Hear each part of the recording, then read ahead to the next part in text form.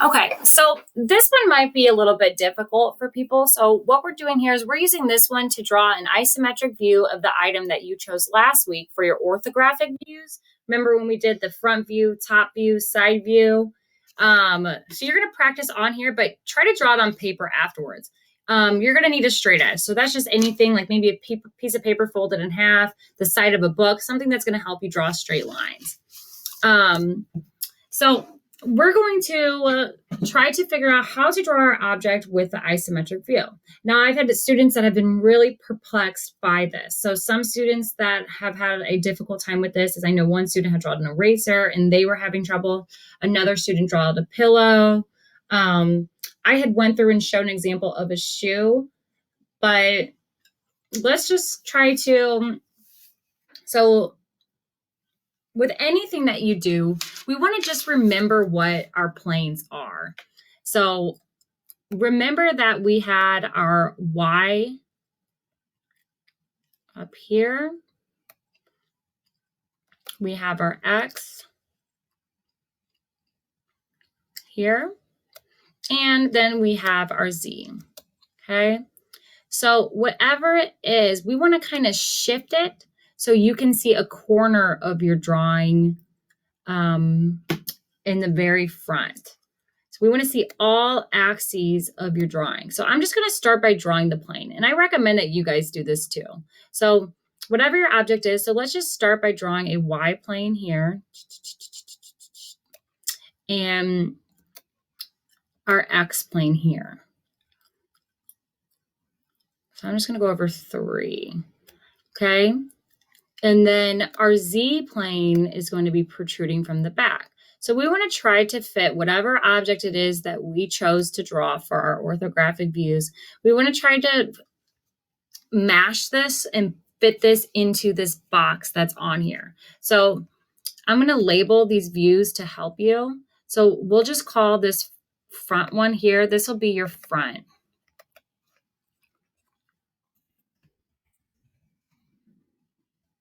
Okay.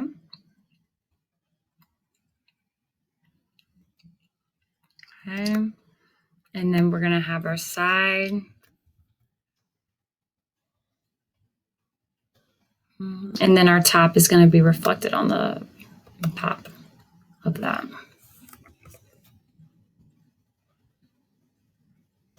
Okay, so this is just loosely to help us organize this. And we can complete this box too if this helps for you to kind of chip away at your object. Just imagine that this is a big block of butter and you're carving the butter to make the object that you had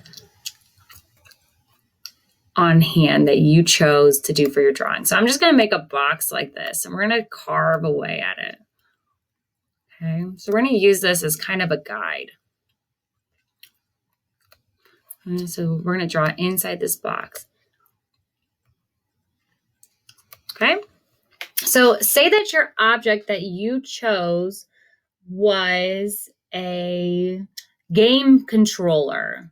Okay, so these are all arbitrary. So I could really just like move my front anywhere. So it doesn't necessarily have to be the front here. If you made a box that looks like this and you want to make the top of your controller like actually the way that you see it, you can do that. But here, I'll just use this the same. So most of the students that did the front of the controller, they talked about like that's where like the D-pads are, the joysticks, most of the buttons.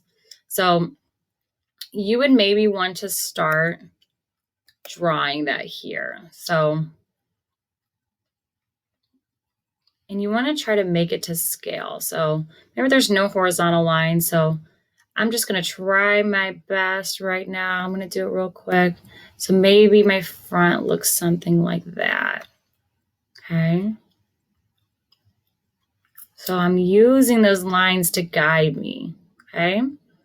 So the next thing I'm going to do in this video is about to end, but I'm just going to make it 3D. So even though I'm not on this line, I'm still making it parallel to it, which means that they're running alongside each other, but they're never intersecting. Okay.